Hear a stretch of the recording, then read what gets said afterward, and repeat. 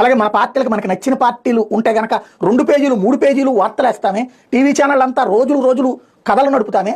ఏం మీరు పత్రికలు నడుపుతున్నటువంటిది, టీవీలు నడుపుతున్నది మీ రాజకీయ పార్టీలు నడుపుకోవడానికే, లేదా రాజకీయ పార్టీలకు తొత్తుల్లాగా బానిసల్లాగా పనిచేస్తున్నాయా తెలుగు మీడియాలు? అడుక్కు తిన్నానిక ఈ దేశంలో మీడియా అనేటటువంటిది, ఈ రాష్ట్రంలో మీడియా అనేటటువంటిది ఇంత దిగజారిపోవడం ఏంటి? రోజుకి 1 కోటి మందికి తక్కువ కాకుండా దర్శనం చేసుకున్నటువంటి కుంభమేళా గురించి రిపోర్టర్లను పంపించలేరా? బృందాలను పంపించలేరా? వార్తలు రాయలేరా? ఈ దేశంలోనే కదా జరుగుతుంది కుంభమేళా. ఉత్తరప్రదేశ్లో అంటే ఈ దేశంలోదే కదా. వెళ్తున్న వాళ్ళు మన వాళ్ళే ఉన్నారు కదా, లక్షలాది మంది అక్కడికి కుంభమేళాకి స్నానాలకి. ఎందుకు వెళ్ళలేరు? ఎందుకు కవర్ చేయరు? హిందువులు అంటే అంత చులకనా?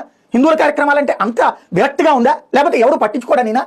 అంటే మీడియా అనేటటువంటిది కేవలం ప్రాంతీయ పార్టీలకు తొత్తుల్లాగా, ప్రాంతీయ పార్టీల బానిసలాగా పనిచేయడానికే. న్యూస్ అంటే నార్త్, ఈస్ట్, వెస్ట్, సౌత్ అనేటటువంటి అన్ని దిక్కులకి సంబంధించినటువంటి సమాచారం అందించే బాధ్యత లేదా? టీవీ ఛానల్లో చూస్తే ఎవరో ఒక అమ్మాయి ఒకప్పుడు గ్లామరస్గా ఉంది, ఆవిడ ఇప్పుడు స్వామీజీ అయింది, లేకపోతే ఒక ఐఐటీ అనే ఇప్పుడు స్వామీజీ అయ్యి. ఇవి వార్తల. కుంభమేళా అంటే ఏంటి? ఎందుకు వస్తున్నారు అక్కడికి? ఇంత నెగిటివ్ ప్రచారం టైంలో కూడా ఎందుకు అన్ని కోట్ల మంది వస్తున్నారు? ఎందుకు హిందువుల ఆలోచనలో మార్పు వస్తుంది? ఎందుకని అక్కడ దాని మీద ఆధారపడుతున్న వాళ్ళు ఎంతమంది? వాళ్ళ జీవితాలు ఏంటి? వాళ్ళ భవిష్యత్తు ఏంటి? వాళ్ళ మార్పు ఏంటి? ఇవి గురించి వార్తలు రాయరా? తీయరా? సకుటుంబ సపరివార సమేతంగా వస్తున్నటువంటి వార్తలు వేయలేరా? ఎందుకని అంత చులకన హిందుత్వం అంటే?